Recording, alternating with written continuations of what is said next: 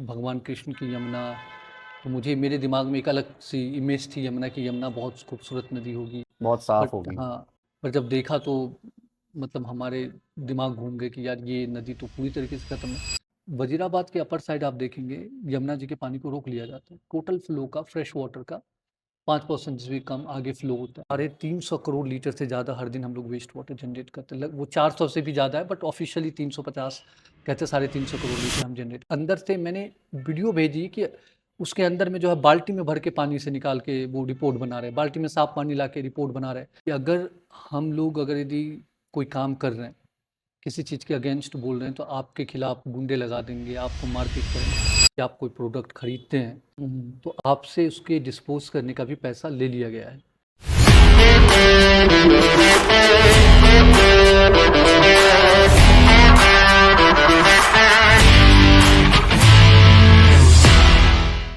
तो आइए दोस्तों, हम स्वागत करते हैं हमारे आज के गेस्ट का, मिस्टर पंकज कुमार जी। तो सर, आप बताइए कि आपकी ये शुरुआत जमुना जी को साफ करने की कहाँ से और कैसे शुरू हुई? देखिए, पहला है कि 2017-18 में मैंने कैंपेन स्टार्ट की थी, जहाँ पे ऑक्सीजन मास्क और मतलब कि बॉटल में पौधा डाल के जी। मैंने अवेयर करने की स्टार्ट की थी कि अगर इन्वायरमेंट को नहीं बचाएंगे तो ऐसा हमारा आने वाला फ्यूचर होगा कि आपको ऑक्सीजन सिलेंडर लेके चलना पड़ेगा। शुरुआत यहाँ से हुई थी इन्वायरमेंट की। इसी दौरान मैं यमुना जी पे भूलते भटकते पहुँच गए। और फर्स्ट टाइम जब यमुना मैंने देखा, तो क्योंकि मैंने यमुना के बारे में पढ़ा था। जी। मैं बिहार से हूँ और भगवान कृष्ण की यमुना, तो मुझे मेरे दिमाग में एक अलग सी इमेज थी यमुना की। यमुना बहुत खूबसूरत नदी होगी। बहुत साफ बट होगी। हाँ, पर जब देखा तो मतलब हमारे दिमाग घूम गए कि यार ये नदी तो पूरी तरीके से खत्म है। तो शुरुआत वहीं से हुई कि उसकी कंडीशन देख के कि इतनी बुरी कंडीशन थी कि झाग बह रहा था। 2019 में फर्स्ट टाइम मैं यमुना पे गया था, जो मुझे जी। एग्जैक्टली याद है। और मेरे पास मैं कुछ देर सोच ही नहीं पाया कि ये नदी भी है, और देश की इतनी बड़ी नदी है और राजधानी से गुजर रही है, इसकी ये हालत। तो वहाँ से शुरुआत हुई यमुना की, और अभी तक यमुना पे ही हैं। तो सर, अपनी आप फाउंडेशन के बारे में बताइए, कैसा आप काम करते हैं और अपने जितने भी वॉलंटियर्स हैं आपके शायद, तो उनको आप कितना एजुकेट करते हैं, कैसा बताते हैं? क्योंकि वेस्ट मैनेजमेंट के बारे में अगर हम सोचते हैं ना, तो ऐसा लगता है कि हाँ, एक जितना हमें नॉर्मल जनता को पता है कि एक सूखा कचरा होता है और एक गीला होगा। पर उसके मेरे ख्याल से बहुत सारी चीज़ें होती हैं। मैंने आपके आर्टिकल्स भी पढ़े हैं, तो आपने काफ़ी लोगों को एडुकेट भी करा है इस बारे में कि सिर्फ ये 2 प्रकार की नहीं होती, और भी चीज़ें हैं। तो प्लीज़ एक बार आप अपने हमारी ऑडियंस को बताइए कि कहाँ, कैसे, क्या होती हैं? देखिए, गीला और सूखा कचरा की जो हम बात करते हैं, ओके, एक तो हमारी ऑर्गेनाइजेशन की जो है, तो वो ऑर्गेनाइजेशन नहीं, एक वॉलंटियर ग्रुप है। और कोई भी आके ज्वाइन कर सकता है। बहुत आप कालिंदी कुंज घाट पे आएंगे, आप मिल के काम कर सकते हैं। और हमारे टीम में जो बच्चे हैं, ज़्यादातर तो वेस्ट वाटर के ऊपर उनको और रिवर पोल्यूशन के ऊपर हम लोग उनको एजुकेट करते हैं। उनके साथ साथ जो वेस्ट मैनेजमेंट में अगर देखें, हम अगर सॉलिड वेस्ट मैनेजमेंट की बात करें, तो देखिए कचरों को बहुत सारे भागों में बांटा जाता है। एक तो गीला सूखा है। अब सूखे में भी है कि आप कागज़ को अलग कर सकते हैं, प्लास्टिक्स को अलग कर सकते हैं, जो शीशे की बॉटल्स है उनको अलग कर सकते हैं, जी। मेटलिक है उनको अलग कर सकते हैं। अब उसके साथ साथ होता है कि ब्लेड्स हैं, जो ऐसे चीज़ें हैं जिनसे मतलब कि नुकसान हो सकता है, या हजार्डस वेस्ट है, जैसे सैनिटरी पैड है, या आप हार्पिक का बॉटल है, या कोई वो मेडिकल वेस्ट है, उनको आपको एक हजारस वेस्ट में रखना पड़ेगा। तो मल्टीपल है। फर्स्ट है कि अपने देश में स्टार्ट तो ये करना पड़ेगा। अभी हम दो भागों में भी डिवाइड नहीं कर पा रहे, तो पहला फोकस हमारा होना चाहिए, आप गीला सूखा ही करें। गीला सूखा करने का क्या, उसके पीछे का क्या मकसद होता है? अब सपोज कीजिए कि मैंने एक बॉटल में प्लास्टिक की बॉटल है, कागज़ें है, और भी चीज़ें हैं। अब उसमें मैंने क्या किया है कि खाने पीने की भी चीज़ें, जो गीला कचरा, वो मिक्स कर दिया। अब वो अगर एमआरएफ सेंटर पे जाती है, हाँ, जहाँ पे उसको सेग्रीगेट करना होता है, जी। सेग्रीगेट करके रिसाइकल, तो वहाँ पे प्रॉब्लम ये आएगी कि अब आपने गीला सूखा को मिक्स कर दिया, तो वहाँ पे एक तो है कि उसको अलग करने के लिए मैन पावर लगेगा। दूसरा है कि क्योंकि गीला सूखा मिक्स हो गया, तो उसको वॉश करना पड़ेगा, जिसमें आपका वाटर भी वेस्ट होगा। तो इसलिए है कि आप कम से कम गीला सूखा अलग करिए। अगर सूखा सूखा है, मतलब कागज़ है, प्लास्टिक है, या बॉटल है, और भी जो चीज़ें हैं, तो अगर वो होगा तो उसमें वाटर वेस्ट नहीं होगा, और साफ निकालना बड़ा आसान होगा। हुँ, हुँ, हुँ। अगर हम तो यही मकसद है कि गीला सूखा पहले हम अलग करें, उसके बाद जाके उस जो है डिवाइड में हम सब डिवाइड करें। दिल्ली में स्पेसिफिकली आप जैसे यमुना जी के लिए आप इतना कर रहे हैं, सो स्टार्टिंग में आपने तब स्टार्ट करा होगा 2017-18 के दौरान, तो आपको पर्सनली भी बहुत सारे चैलेंजेस आए होंगे। आप प्लीज़ एक बार बताइए, क्योंकि 2017 से अभी अगर मैं देखूँ हम 2025 में खड़े हैं और जी। ये बहुत लंबा टाइम होता है। इस दौरान मुझे ऐसा लगता है कि आप अगर कोई भी मिशन स्टार्ट करते हैं तो आपके साथ बहुत सारे लोग जुड़ते अपने आप चले जाते हैं। हम ऐसा नहीं सोचते कि हमारे पास 10 जनों की, 20 जनों की, 30 जनों की टीम होगी, बट वो अपने आप लोग उस चीज़ में अपने आप जुड़ते चले जाते हैं। तो आपके चैलेंजेस पर्सनली क्या रहते हैं? एक बार प्लीज़ आप शेयर करेंगे? देखिए, चैलेंजेस तो नहीं कहूँगा कि अभी तक रही है कुछ। एक जो ये हम लोग काम करते हैं, एक तो कि पब्लिक का बहुत सपोर्ट मिलता है हर तरीके से, फिजिकली, फाइनेंशियली।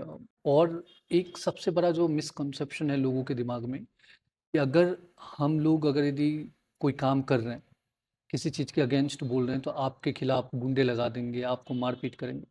बट ऐसा नहीं होता है। मैं एसटीपीज़ के लिए बोलता हूँ, आप जान के हैरान होंगे, एसटीपीज़ वाले मुझसे बात करते हैं। वो अपनी प्रॉब्लम शेयर करते हैं कि हम लोग काम कर रहे हैं, हम लोग कोशिश कर रहे हैं, और हम भी बात करते हैं। जैसे अभी रिसेंटली लुधियाना के सीईटीपीज वाले ने मुझे बोला कि क्या करें जो हमारी जो है वेस्ट इस तरीके से, इसको और बेहतर कैसे बना पाए। क्योंकि मैं पूरे देश में घूमता रहता हूँ, तो मैंने गुजरात की एक सीईटीपी देखी थी, एनटीआईएम की। उसका जो पानी ट्रीटेड, वो भी डाइंग इंडस्ट्री का वेस्ट था, पानी पूरी तरीके से क्लीन। मैंने बोला कि उससे आप कांटेक्ट करिए, वो बड़ा अच्छा ट्रीट करता है, वो आपको बेहतर। तो डेफ़िनिटली। हाँ, तो वो चीज़ें है कि एक है कि आप अगर काम करते, पहली बात तो है कि आप जिसके अगेंस्ट है उनको भी सुनना शुरू करें। अगर आप उनको सुन रहे हैं, तभी आप प्रॉब्लम सॉर्ट आउट कर पाएंगे। गवर्नमेंट के भी लोग बात करते हैं हमसे, और जो भी चीज़ें होती है हम लोग सभी मिल के, जो भी होता है कि गवर्नमेंट के साथ भी काम करते हैं। बट मेरा एक ही होता है कि हम आपके साथ काम करेंगे, बट आपका विरोध भी करेंगे अगर आप गलत करोगे। तो बस ये मेरा फंडा होता है। इवन मैं टास्क फोर्स के साथ काम करना स्टार्ट किया। मैंने बोला आपके साथ काम करूंगा, अगर आपकी गलती होगी तो आपका भी मैं विरोध करूंगा। तो ये मैं टीम में भी यही है कि करेंगे। आपको नहीं लगता कि जैसे हमारे स्कूल्स और कॉलेजेस में जैसे डांस, योगा, ये सारी चीज़ें होती हैं, कोकुलर एक्टिविटीज़, वो जो कि बहुत अच्छी बात है। जी। तो हम एक वेस्ट मैनेजमेंट का भी एक ऐसा कोर्स या फिर कुछ ऐसी सेमिनार्स हम ऐसे रखे करें, वर्कशॉप्स रखें, जिसमें हफ्ते में या महीने में 1-2 बार हम अपने यंग जनरेशन को स्पेशली बता सकें कि ये चीज़ भी एक प्रॉब्लम नहीं बोलूँगा, एक काम है करने के लिए, लाइक इट्स अ टास्क। अगर मैं शहर में अपने हाईवे, रोड्स, इन सब की मैं सुविधाएँ ले रहा हूँ, मेट्रो, रेलवेज़, तो मेरी रिस्पॉन्सिबिलिटी बनती है कि मैं उस चीज़ को देख-रेख भी रखूँ। तो आपका क्या इसमें वो है ख़्याल कि इन चीज़ों को हम कैसे उस चीज़ में मतलब as a volunteers group program हम स्कूल में इनिशिएटिव या करें? और देखिए, कॉलेजेस में, स्कूल्स में अब इको क्लब बन गए हैं। ओके। जी, जी। अब यहाँ पे ये है कि इको क्लब को थोड़ा जो है ग्राउंड पे ज़्यादा आना पड़ेगा। कि वो आ रहे हैं इको क्लब के, बहुत सारे बच्चे आते हैं हमारे भी ड्राइव में इको क्लब के, और काफ़ी पैशनेट होते हैं जानने के लिए।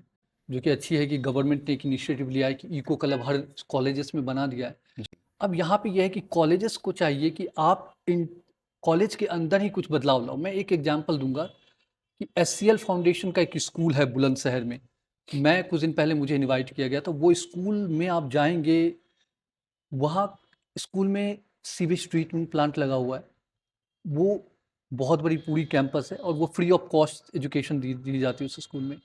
तो जितना भी सीवेज जनरेट होता है, उसको वो ट्रीट करके वहीं पे रीयूज किया जाता है, वहाँ के गार्डन्स के लिए, खूबसूरत बात है। चीज़ों के लिए, वहाँ पे ग्राउंड वाटर रिचार्ज करने के लिए, और पानी एकदम क्रिस्टल क्लियर। और बच्चों को भी दिखाया जाता है कि आप इस तरीके से ये कर सकते हो। उनके साथ साथ उसी स्कूल में जो है, जो स्कूल से जो कागज़ें जनरेट होती है, उनको वो लोग रिसाइकल करते हैं, रिसाइकल करके अलग प्रोडक्ट्स बनाते हैं स्कूल के अंदर ही। जी, और उनके साथ साथ जो है वहाँ पे फार्मिंग का भी है, कि वहाँ पे जो है, जो प्राकृतिक तौर पे जो खेती कैसे की जाती है, टमाटर उगाना है, या क्या कहते हैं, वहाँ पे गोभी का खेती था।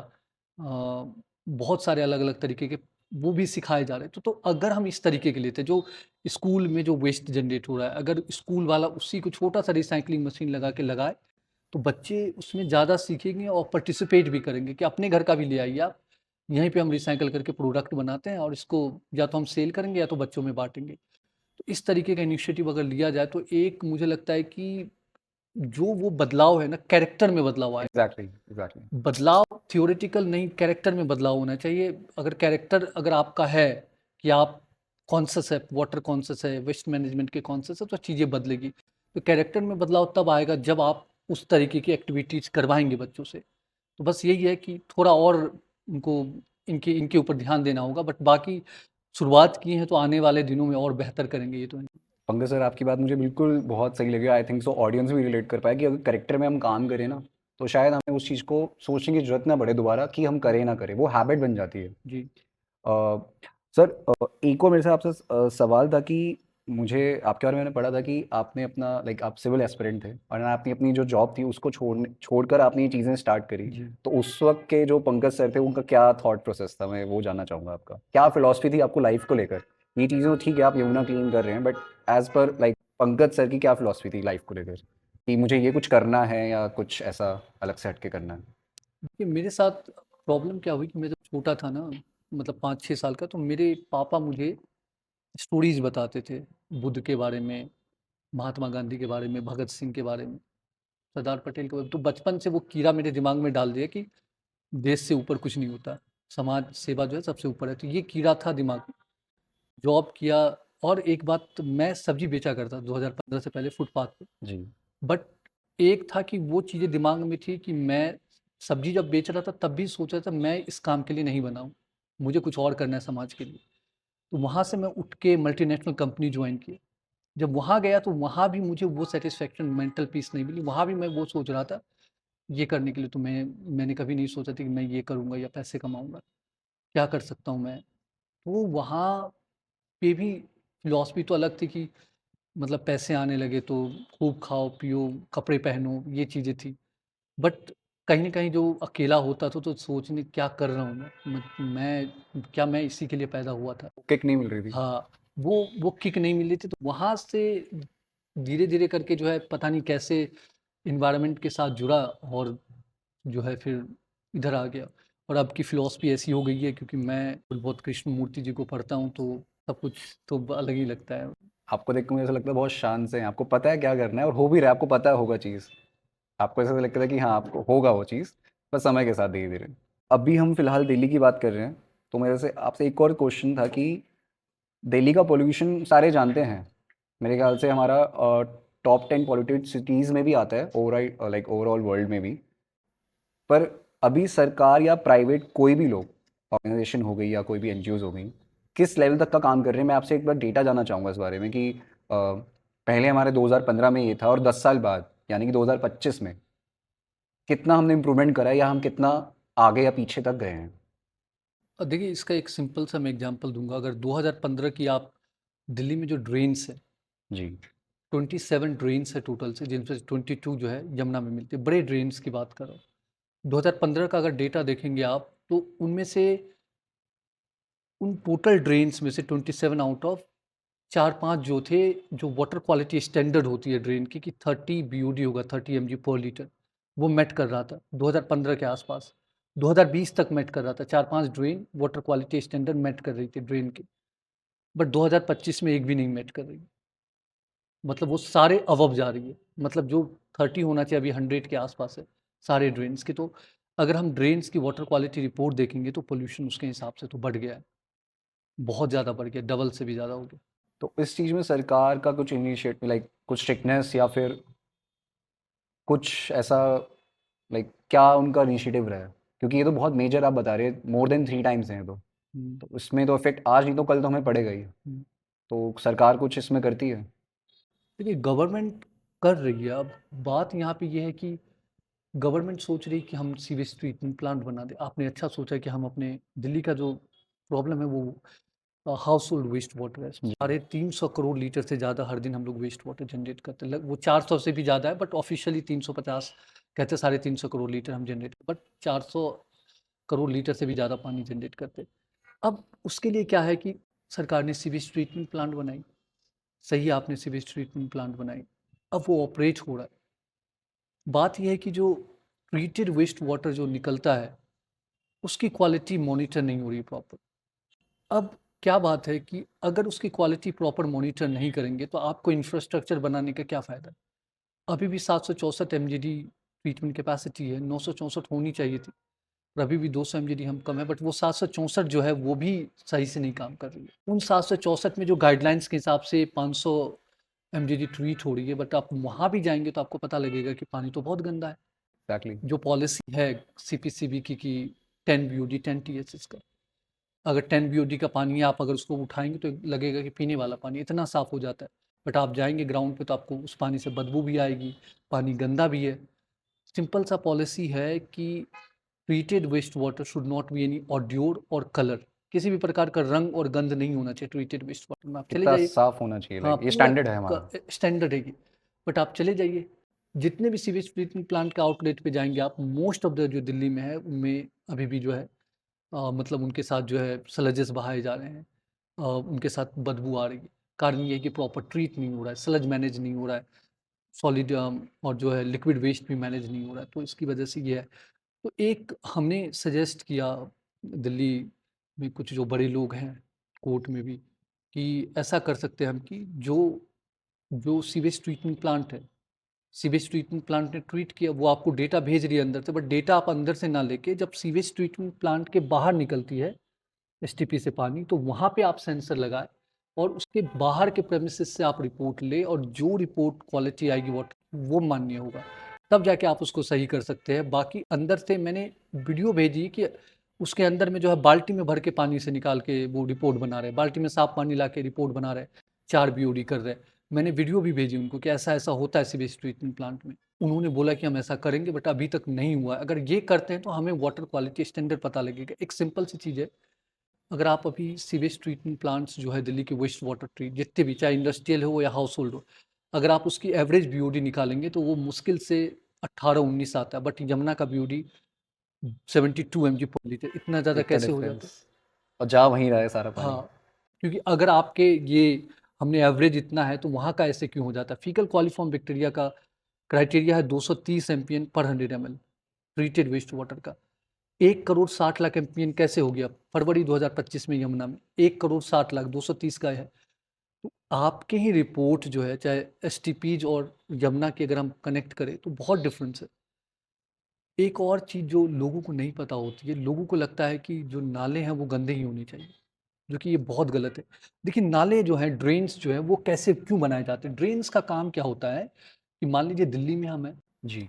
अब दिल्ली में बारिश हुई या सरफेस वाटर है, तो वो अब दिल्ली जो सड़कों पे है वो वहाँ से बाहर कैसे जाएगी? तो उसके लिए ड्रेन बनता है कि अब जो बारिश का पानी है, फ्लड का पानी है, सरफेस वाटर, वो यहाँ से बहा के नदी में ले जाएंगे। ये डेफिनेटली। काम है, उसमें गंदा पानी डालने का काम नहीं है। ड्रेन्स उतना ही इम्पोर्टेंट है जितना इम्पोर्टेंट नदी है। पर हमने क्या किया, वो ड्रेन्स जिनका काम था, जो सरफेस वाटर है, जो बारिश का पानी है, फ्लड का पानी है, उसको बाहर करेगी, अब हमने क्या किया, उसमें अनट्रीटेड वेस्ट वाटर डालने लगे और ड्रेन्स को ही गंदा कर दिया। और दिल्ली के जितने भी पहले जो नदियाँ थी, बरसाती नदी थी, वो सारे ड्रेन्स बन गए। और अब ये उसकी वजह से यमुना जी का ये हाल है। क्योंकि देखिए, वजीराबाद के अपर साइड आप देखेंगे, यमुना जी के पानी को रोक लिया जाता है। टोटल फ्लो का, फ्रेश वाटर का 5% से भी कम आगे फ्लो होता है। जी। उसके आगे जो है वजीराबाद के डाउन स्ट्रीम जो है, यमुना जी का पानी नहीं, वो सारे वेस्ट वाटर है। वो सारा वेस्ट वाटर अगर यमुना जी का नहीं है, वो जो यमुना जी में पानी, तो कहाँ से आ रहा है? वो ड्रेन से आ रहा है। ट्रेन से है। ड्रेन खुद तो पानी जनरेट नहीं कर रही है, ड्रेन्स में पानी कहाँ से आ रहा है? ड्रेन्स में आपका एसटीपीज का ट्रीटेड वेस्ट वाटर आ रहा है, अनट्रीटेड आ रहा है, पार्शली ट्रीटेड आ रहा है।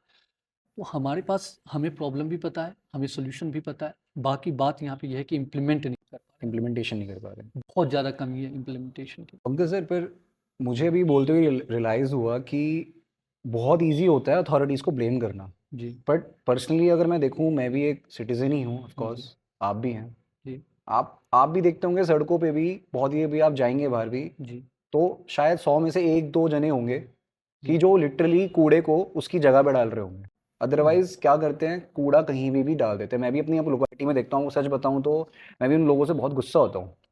मैं इस चीज़ का, चलो, अपने घर वालों को बहुत सही मानता हूँ कि वो वेट करते हैं, बेशक हम कलेक्ट कर लेते हैं तब तक गाड़ी नहीं आती है। अदरवाइज हम चाहे 2 दिन भी हो जाए, चाहे कोई गाड़ी नहीं आ रही, तो हम ऐसे ही रैंडमली कोई पार्क में आके नहीं फेंकते। तो ये बहुत प्रॉब्लम है। बहुत ईजी होता है किसी को भी ब्लेम करना उसकी पोजीशन के लिए, बट हमारे ऊपर बारी आती है तो हमने क्या किया पर्सनली। दिल्ली में ऐसा तो नहीं है सारा सरकार ने चाहती है कि गंदा ही रहे, कहीं ना कहीं सिटीजन्स की भी कहीं ना कहीं क्या उनकी जिम्मेदारी बनती है, क्योंकि हम ही तो प्रोड्यूस कर रहे हैं, सरकार तो प्रोड्यूस नहीं कर रही ना। सरकार तो अपना काम कर रही है। मैं कह रहा हूँ कि चलिए सरकार अपना 50% 80% वो बात की बात है, बट हम क्या कर रहे हैं पहले, क्योंकि जनरेट तो फर्स्ट कूड़ा है, लाइक पहला जो प्रोसीजर है हमसे ही निकल रहा है। तो मुझे ऐसा लगता है कि पर्टिकुलर सोसाइटीज़ में भी जाकर, RWAs होती हैं हमारी, इतनी ज़्यादा सोसाइटीज़ होती हैं, या कितने भी बड़े-बड़े हमारे सेक्टर्स वगैरह होते हैं, वहाँ जाकर थोड़ा-सा इनको पर्सनली भी देखना चाहिए। मेरे ख्याल से तो फाइन लगाना चाहिए। हालाँकि इंडिया में थोड़ा-सा कल्चर रहा है, जो चीज़ मना करते हैं वो चीज़ और ज़्यादा डबल या ट्रिपल उसमें होती है, बट स्टिल फाइन लगाना चाहिए, मुझे ऐसा लगता है। क्योंकि सरकार को ब्लेम करना बहुत ईज़ी होता है। आप तो ग्राउंड लेवल पे काम कर रहे हैं, डायरेक्ट कर रहे हैं। आपको ही पता है कि सरकार भी तब तक ही मेंटेन कर पाएगी जब तक उनको आगे से इतना ज़्यादा बर्डन नहीं होगा। ऑलरेडी बर्डन इतना ज़्यादा आ रहा है, तो वो कैसे करेंगे? उनको टाइम तो लगेगा ही। तो आपका इसमें क्या है कि मतलब लाइक आप भी लोगों को तो करते होंगे ना कि यार आप कर क्या रहे हो? आप ईज़िली आप कुछ भी कर रहे हो, बट आप अपने पर्सनल लेवल पे क्या कर रहे हो? आप कूड़ा फेंक रहे हो वहाँ पे, या छोटी-सी भी रैपर खाया हमने, या प्लास्टिक बॉटल ली, पी, फेंक दिया, या प्रॉपर्ली आप कूड़ेदान में फेंक रहे हो? वो आप चीज़ नोटिस करते हैं आप लाइक?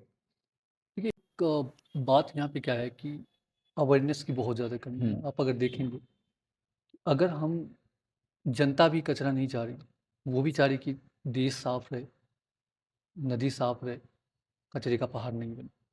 अब बात यहाँ पे ये है कि क्या हमने उसको जो हमारे सिटीजन्स हैं उनको उस तरीके से सेंसिटाइज किया, क्या हमने उनको उस तरीके से बताया कि आपका जो वेस्ट है वो कहाँ जाना चाहिए, अगर आप वेस्ट मिक्स करते तो क्या प्रॉब्लम होगी, आपके वेस्ट वेस्ट जो मिक्स होता है क्या क्या समस्याएं आ सकती है। अगर गवर्नमेंट इमोशनली कनेक्ट करे, अवेयर करे पब्लिक को, तो हम एग्ज़ैक्टली। इस समस्याओं को बहुत हद तक कम कर सकते हैं।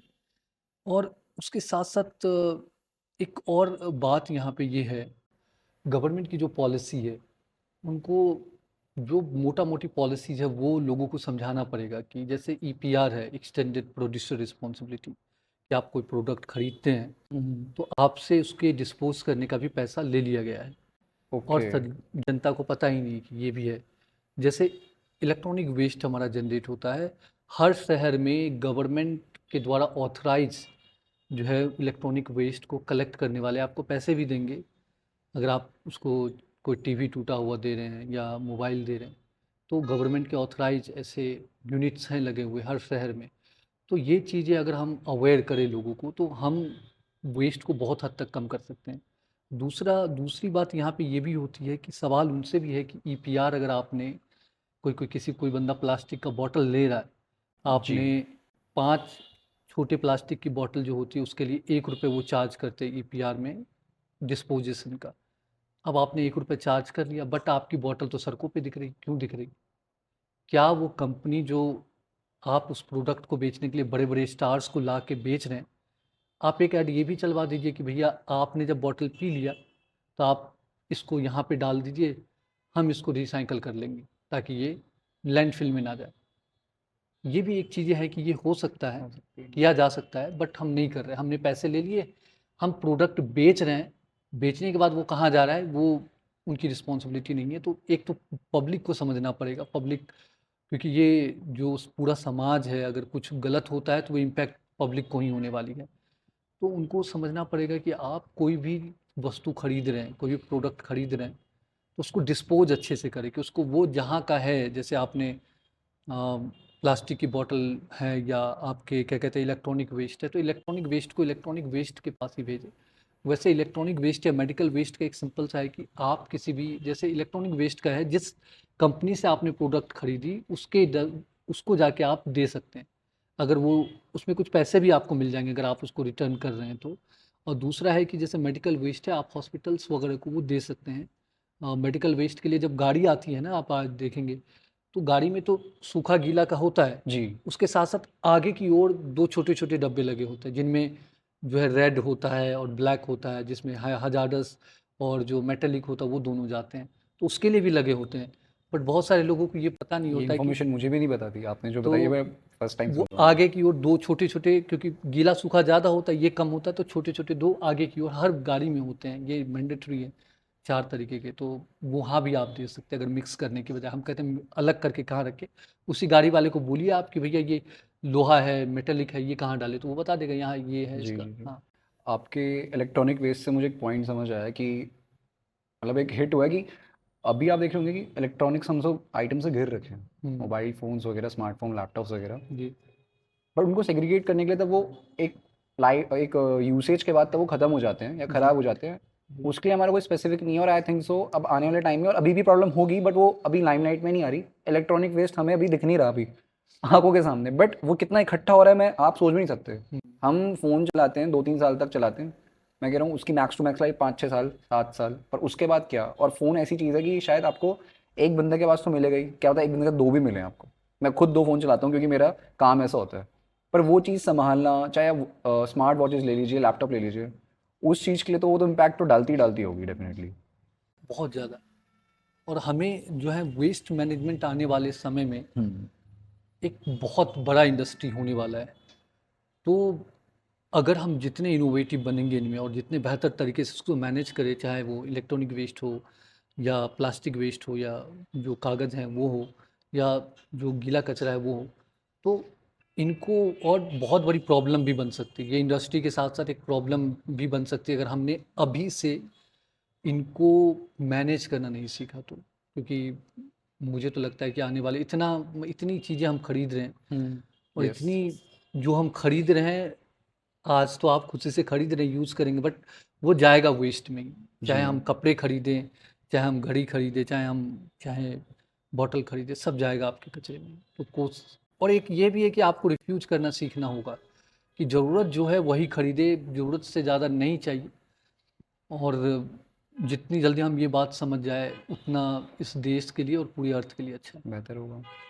आपकी सर खुद के वॉलंटियर्स हैं, अर्थ वॉरियर वॉलंटियर्स नाम से, जी तो आप उनको डेफिनेटली जितना आपने इन्फॉर्मेशन में भी बताई है इस पॉडकास्ट के थ्रू, काफ़ी इन्फॉर्मेशन तो उनको मैं समझ सकता हूँ कि होगी। बट मेरा एक क्वेश्चन है कि आप उनको मोटिवेट कैसे रखते हैं, बिकॉज चैलेंजेस तो आते होंगे। आप इतनी बड़ी टीम बिल्ड कर रहे हैं, उन लोगों को उस विजन के साथ मोटिवेट भी रखना और प्लस समझाना भी कि कभी कभार आप ऐसा देख लेते होंगे कि यार इतना सारा वेस्ट कहाँ से आया, क्योंकि ग्राउंड रियलिटी तो आपको ही पता है। हम तो सोच पा रहे हैं कि चलो हमने कूड़े का पहाड़ दिल्ली में हमारे 2-3 हैं, हमने वहाँ देखे, पर वो चीज़ सब टैकल कैसे करना है, क्योंकि हम स्टेप बाय स्टेप करेंगे। ऐसा तो है नहीं हम एक दिन में या एक महीने में या एक साल में भी उस चीज़ को हटा देंगे। तो वो आप कैसे रखते हैं मैनेज? देखिए, एक तो है कि वो वॉलंटियर मोटिवेट कैसे होते हैं, वो मोटिवेट वैसे ही हो जाते हैं उनको इंफॉर्मेशन जो है ना, आप जब जानकारी और एक है सिंप्लिसिटी है अगर हर कुछ में, तो आपको कुछ करने की ज़रूरत ही नहीं है। आप अगर बस हमारे टीम में दिखावा नाम का कुछ नहीं, कुछ भी नहीं। तो जो भी है जैसा आपको दिखेगा बाहर वैसे आपको अंदर भी दिखेगा। मैं ही नहीं, आप जैसे आपने बोला कि मैं प्लास्टिक यूज़ नहीं करता, मैं ही नहीं, मेरे टीम के कोई बच्चा यूज़ नहीं करता प्लास्टिक। कुछ तो ऐसे भी हैं कि वो भूखे रह जाएगा बट प्लास्टिक वाली चीज़ें नहीं खाएगा, मैं तो एक बार सोच भी लूँगा। बट ऐसे भी बच्चे हैं कि मेरे से भी ज़्यादा स्ट्रिक्ट है कि वो खाएंगे ही नहीं, वो बोलेंगे नहीं प्लास्टिक लूँगा ही नहीं।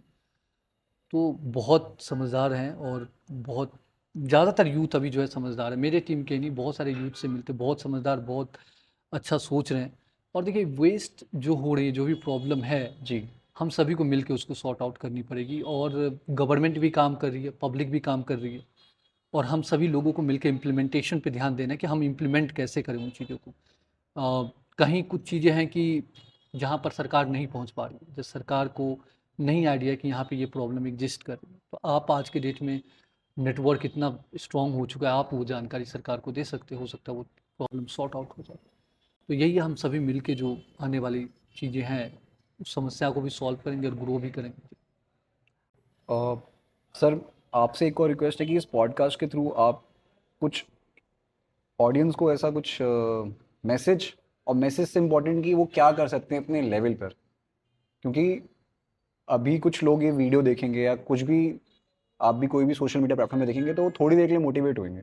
पर पॉइंट ये है कि हमें थोड़ी देर के लिए, ये हमारा लाइक सिंगल डे टास्क नहीं है, तो हमारा डेली डे टास्क है कि भाई अगर हमारे घर में भी कूड़ा हम साफ़ करते हैं तो हमारा बाहर एनवायरनमेंट में भी हमें वो साफ़ करना ज़रूरी भी है, और शायद वो बेसिक अभी नेसेसिटी भी है हमारी, वो ऑल टाइम रहेगी। तो आप प्लीज़ कुछ अगर मैसेज देना चाहेंगे तो प्लीज़ ऑडियंस को प्लीज़ एक बार आप। देखिए, एक चीज़ मैं बताना चाहूँगा, हम सभी लोग बोलते हैं सेव वाटर। सेव वाटर जब हम बोलते हैं, एक चीज़ आप समझिए कि जो हमारे घर का जो पानी आ रहा है, वो पानी आ कहाँ से रहा है? वो किसी नदी या तालाब से आ रहा है। ओके, वहाँ से वो पानी लिया, WTP पे जाएगी, ट्रीट होके आपके घर पे आएगी।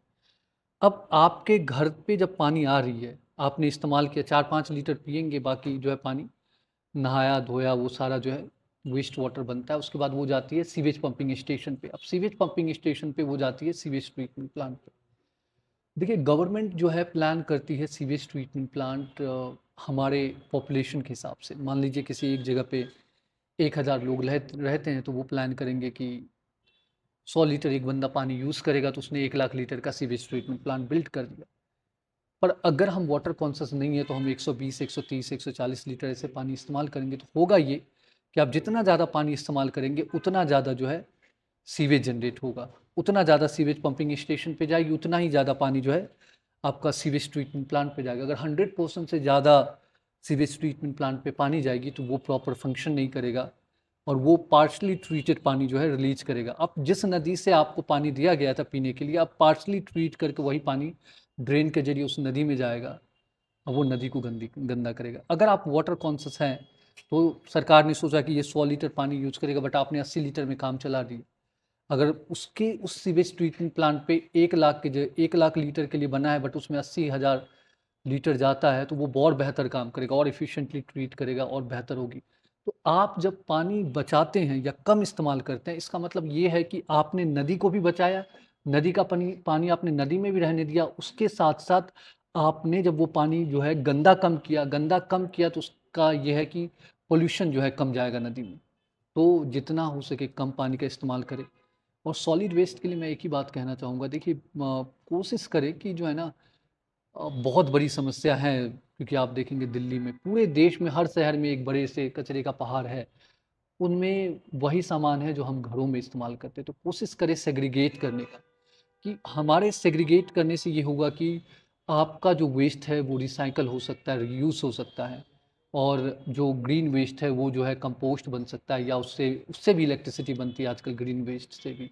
तो ये भी हो सकता है। अगर आप वेस्ट को अगर सेग्रीगेट करेंगे, तो होगा ये कि वो जो आपके लिए वेस्ट है, गवर्नमेंट उसको एज अ वेल्थ यूज कर सकती है, और आपका जो देश है वो बेहतर बनेगा। तो हम देखिए, ये समाज सरकार की रिस्पॉन्सिबिलिटी नहीं है, ये समाज जो है पूरे समाज की रिस्पॉन्सिबिलिटी है। सरकार और जनता, ये कलेक्टिव रिस्पॉन्सिबिलिटी है सभी की।